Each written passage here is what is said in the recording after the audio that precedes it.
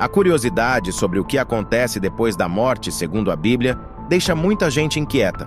Algumas pessoas pensam que após a morte não há mais nada, enquanto outras acreditam que, de alguma forma, a vida continua. Mas a Bíblia é suficientemente capaz de dar uma resposta definitiva sobre essa questão. Também é verdade que muita gente não recorre ao que a Bíblia diz sobre o que acontece depois da morte. Algumas pessoas seguem uma filosofia materialista e acreditam apenas que a vida é aqui e agora. Uma vez que não há mais vida no corpo, tudo acaba. Para essas pessoas, após a morte resta apenas o absoluto vazio da inexistência. Outras pessoas se apegam às suas mais variadas crenças. Cada religião tem suas próprias impressões sobre o que acontece depois da morte. Alguns, por exemplo, acreditam que depois da morte o espírito sobrevive, mas fica aguardando uma oportunidade para reencarnar novamente num corpo físico, consistindo então num ciclo de existência sem fim de morte física e reencarnação.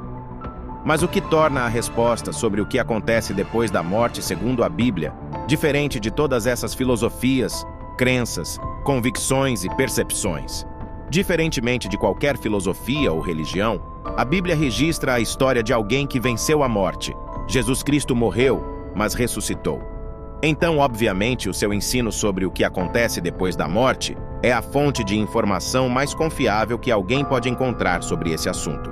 Também é verdade que, entre os grupos que se denominam cristãos, há diferentes interpretações sobre o que acontece depois da morte segundo a Bíblia.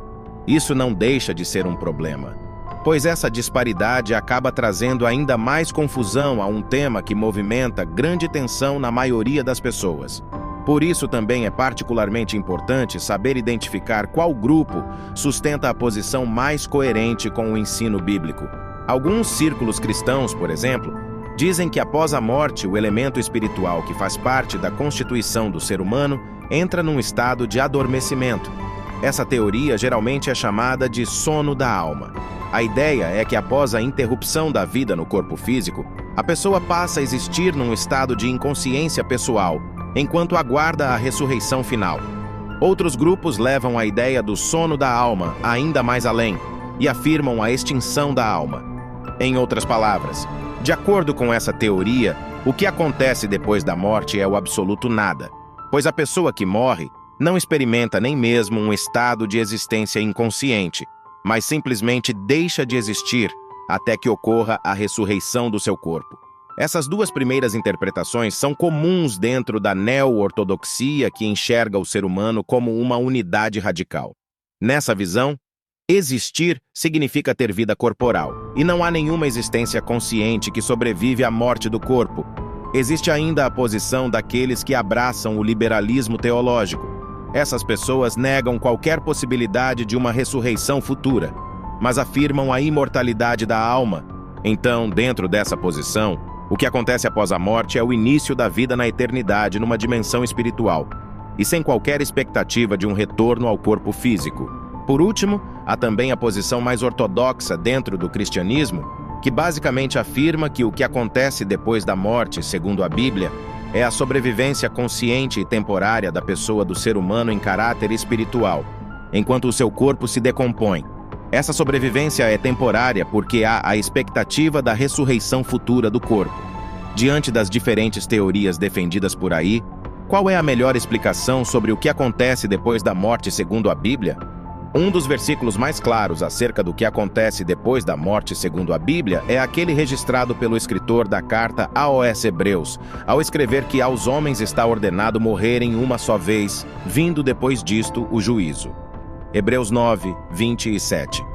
Esse versículo é muito esclarecedor, pois reprova algumas concepções erradas sobre o que acontece depois da morte segundo a Bíblia. Primeiro, o texto diz que ninguém pode morrer duas vezes ou mais.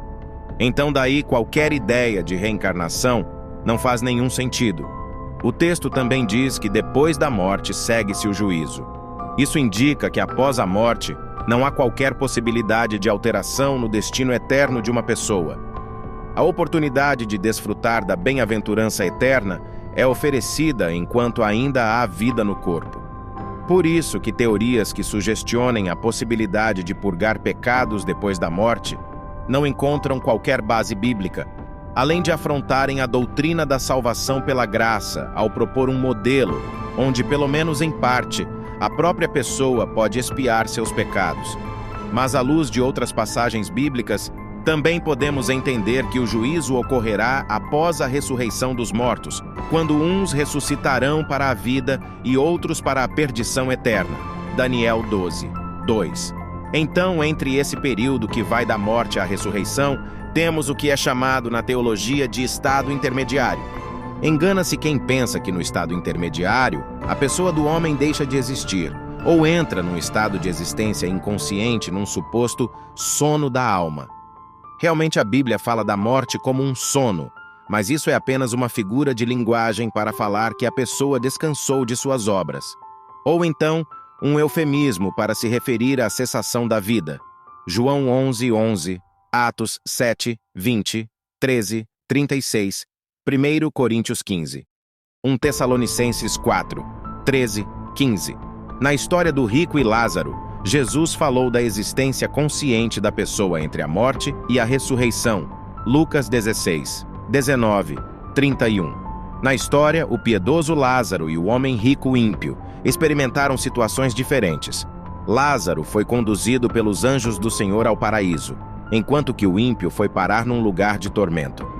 Mesmo que esse relato seja considerado uma parábola, todas as parábolas de Jesus expressam conceitos reais. Então, esse relato do Senhor Jesus é uma indicação válida de que depois da morte, as pessoas experimentam de forma consciente a presença ou a ausência de Deus. Salmo 49, 15. Isso também está de acordo com a informação bíblica de que as almas dos mártires na presente era clamam na presença de Deus por justiça contra quem lhes martirizou. Apocalipse 9, 9, 11. Obviamente, essas almas estão conscientes.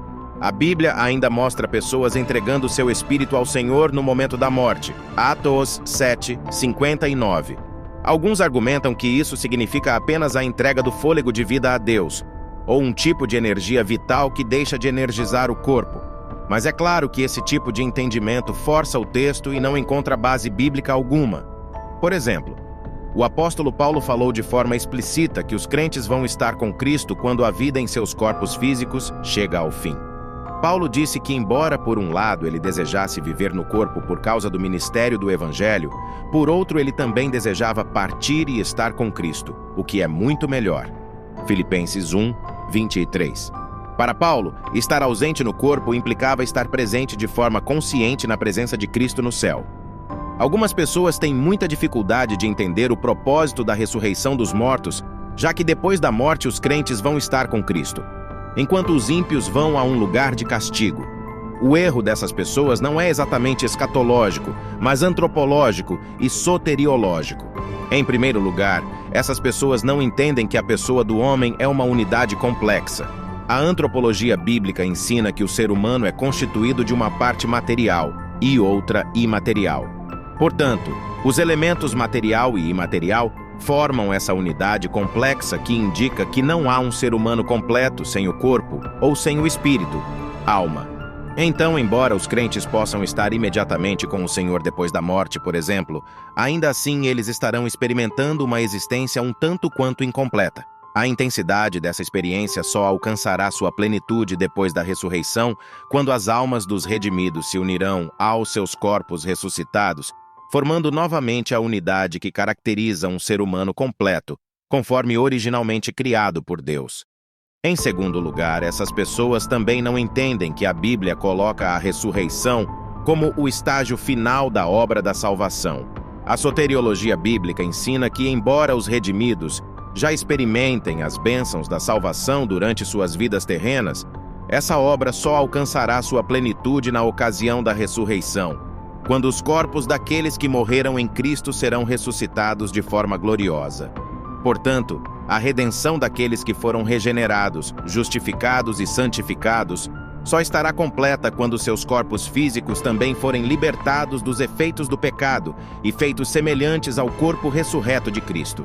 De forma inversa, o mesmo também pode ser dito sobre os ímpios.